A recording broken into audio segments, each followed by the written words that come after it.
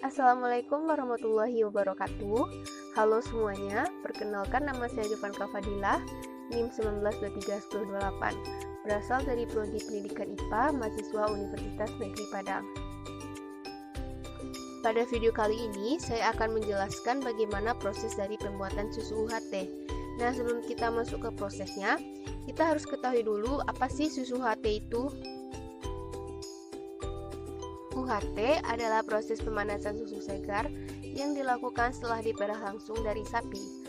Pada UHT, susu dipanaskan dengan suhu yang relatif lebih tinggi, yaitu 135-150 derajat Celcius. Dan waktu yang digunakannya sangat singkat, yaitu 2-3 detik.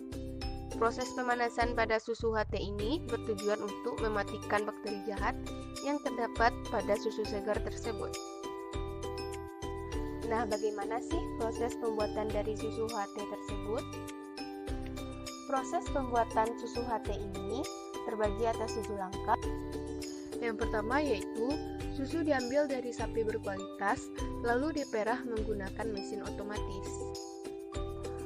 Proses yang kedua yaitu susu sapi yang telah diperah tadi atau susu segar disimpan di dalam tangki dengan suhu 4 derajat Celcius. Nah, gunanya disimpan di dalam suhu 4 derajat Celcius agar bakteri yang ada di dalam susu sapi tersebut tidak berkembang biak. Setelah susu sapi disimpan di dalam tangki dengan suhu 4 derajat Celcius, maka didapatkanlah susu yang telah lulus quality control.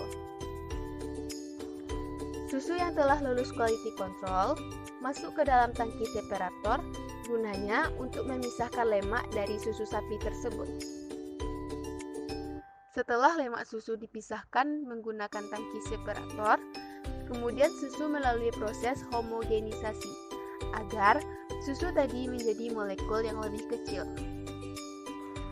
Selanjutnya, susu masuk ke dalam proses UHT atau ultra high temperature, di mana susu dipanaskan dengan suhu 140 derajat Celcius selama 4 detik. Proses pemanasan ini memang tidak terlalu lama, karena hanya dilakukan untuk menghilangkan seluruh bakteri yang ada di dalam kandungan susu.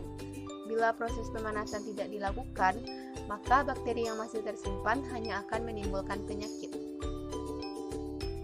Singkatnya, proses pemanasan pada susu UHT ini bertujuan untuk memastikan semua bakteri di dalam susu tersebut mati, dan nilai nutrisi yang ada di dalam susu UHT tersebut tidak hilang, sehingga kesegarannya tetap terjaga ketika dikonsumsi. Susu kemasan yang sering dijumpai akan melakukan proses dengan cara UHT dapat disimpan berbulan-bulan, meskipun tanpa bahan pengawet dan melalui proses pendinginan.